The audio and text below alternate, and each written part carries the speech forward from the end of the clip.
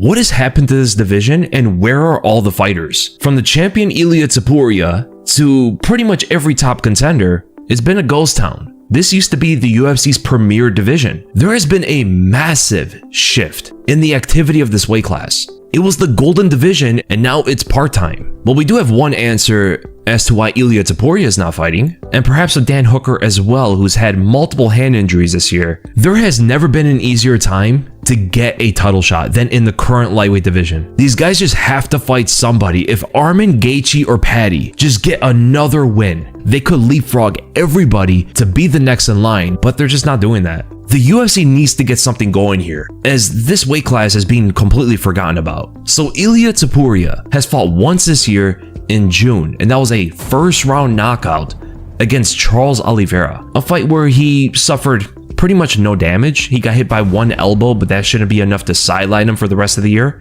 He left Charles like this, and Charles is still fighting before him. We should be hearing about Ilia's next fight, but that news seems bleak, because the reason as to why Ilia's only fought once this year is due to the arrival of his brother. Alexander Topuria also made his debut this year, and he's going to be fighting yet again in November. And both him and his brother have said that they refuse to fight if the other has a schedule. So because Alexander Topuria fought twice this year, it's pretty much going to limit Ilia to one fight. And being the helping hand of his brother takes priority in that. So because Alexander is fighting in November against Beksa Almakhan, which is an insanely good fight, that indicates Ilia sidelining for the rest of the year. So the champion is going to be fighting next year, which is so crazy, coming off a first round knockout win a few months ago. And Ilia sitting out is going to cause a chain effect for other fighters to sit out as well, because all of them are waiting on Ilia, except Arman, apparently. So Arman's the #1 contender, and he's been focused on completing all of his side quests and waiting on an opponent from the UFC, but at the same time, it'd be great if he just takes any fight at this point, because this whole waiting out game is not to the best interest for the fans, as well as for their own careers. Most of these guys are in their prime. Time is of the essence, and they need to be scheduling as many fights as they can, because as everybody's in the waiting room, the first one to step up against anybody is already in a beneficial position. I believe if Arman at this point takes a Gamrot fight or a Dariush fight even, it would put him ahead of the pack, and because Ilia is going to fight next year, they have the time to do it, right? Get a fight in November, get a fight in December. It's perfect timing. Now, Arman's making a lot of public callouts, but it'd just be great to see him get a fight and not grapple with Benson Henderson, who is an ancient relic at this point. I mean, the fight Prime versus Prime would have been great, but that's just not possible. So that's the reason why Arman hasn't fought yet. And Arman's last fight was in April of last year.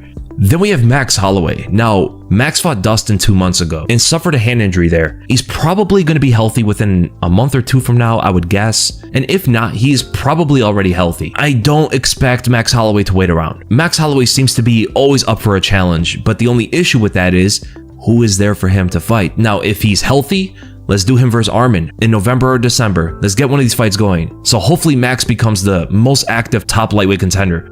But he's probably going to be outdone by Charles Oliveira, who's the next contender. And Charles suffered a knockout loss to Ilia Topuria in June.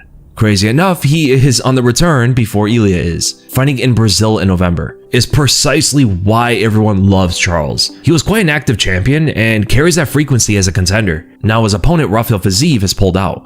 And there's been a lot of talks as to who is going to fill in as the replacement. Gamrot has been the widely accepted and anticipated short notice opponent, but Gamrot shared some news about allegedly Charles Oliveira not wanting the fight, or at least that was the implication. And I hope that's not the case, bro. Oliveira said a bunch of fighters have turned him down. They talk publicly, but then when the fight is offered, they have all the excuses in the world to reject the fight. He may have been talking about Benoit Saint Denis, who specifically said he would fill in for that fight. He said if Charles or Fiziev pull out, he will be ready to fill in.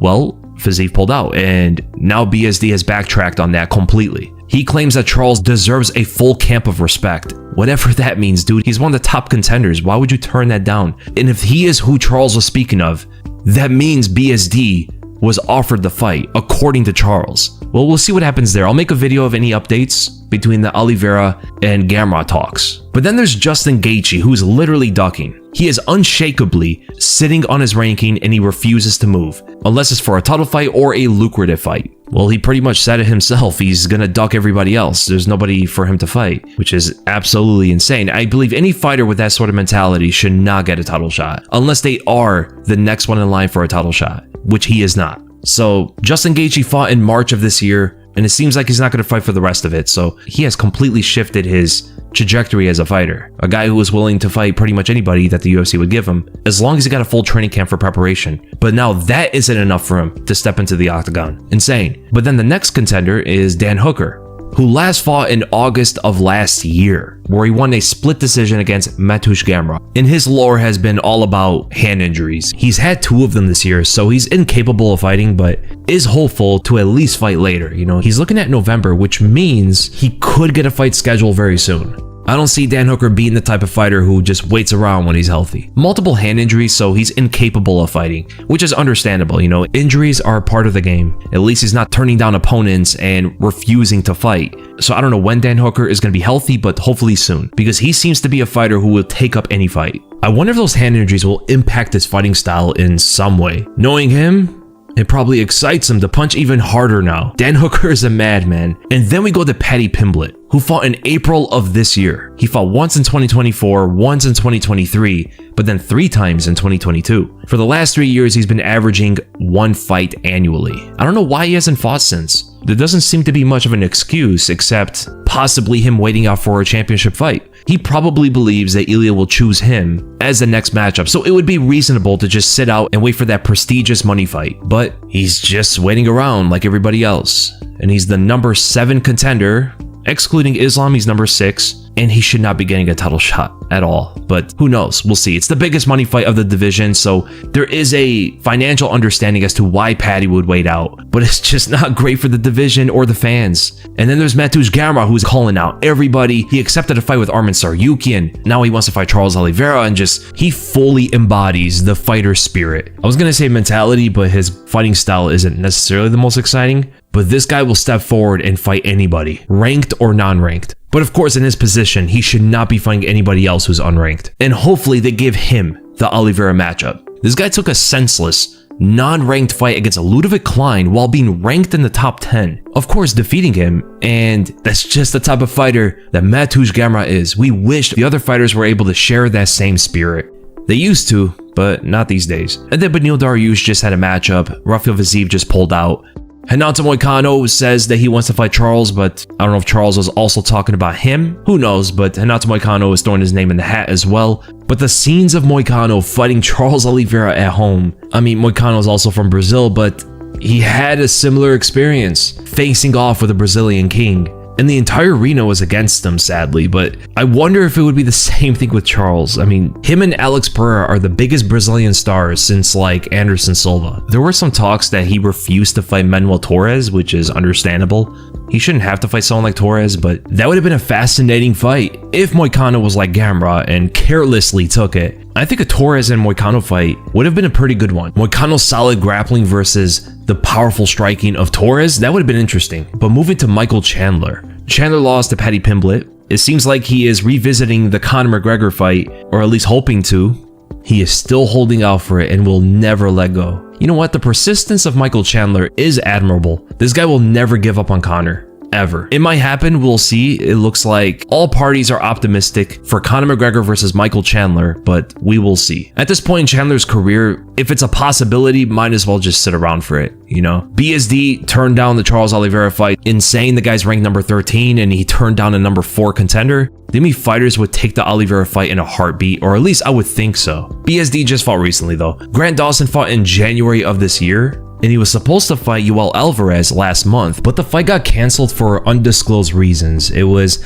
led to believe that it had some sort of weight class issue, and Grant Dawson had a complete misunderstanding of the fight itself. So it was some wackiness going on with that one. And then there's Mauricio Hufi, who got destroyed by BSD, and it's understandable why he's not going to fight for potentially the rest of the year. But as reasonable as that is, Mauricio Hufi has expressed fighting once more this year so he can rebound from the loss. He didn't pick an opponent, so it seems like he's willing to fight all comers, which is, again, a mentality I wish the rest of the lightweight division had. So that is the current state of the lightweight division, distinct of what it used to be. There's still some good fighters there, and Ilia fighting once a year is going to be a drag. Ilia is such an exciting fighter, it is dissatisfying to see him to only fight once a year. We have like Merab Dvalishvili, who is willing to fight 4 times this year. He's already thinking ahead of Corey Sandhagen. Ilia doesn't even know who he's fighting.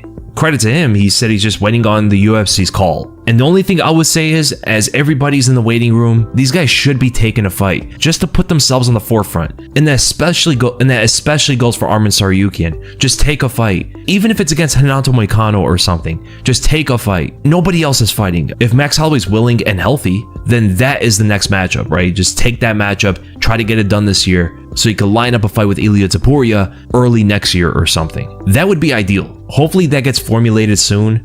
And what do you guys think of this lightweight division now? How do you compare it to the previous eras? And which do you prefer? I honestly think lightweight is probably the worst it's been since like the ancient BJ Penn days. Like, this is worse than Islam's era, Habib's era, the RDA Eddie Alvarez and Conor era, then the Pettis and Benson Henderson era. All of those eras are better than now, bro. It's crazy. And it's not a lack of skill. It's just that it's an unappealing structure of the division right now. Everybody's picking and choosing. Nobody's fighting. That division is slower than every other in the UFC currently. Hopefully we get some updates on the Oliveira fight, and I hope one of these top contenders is willing to step forward for a fight.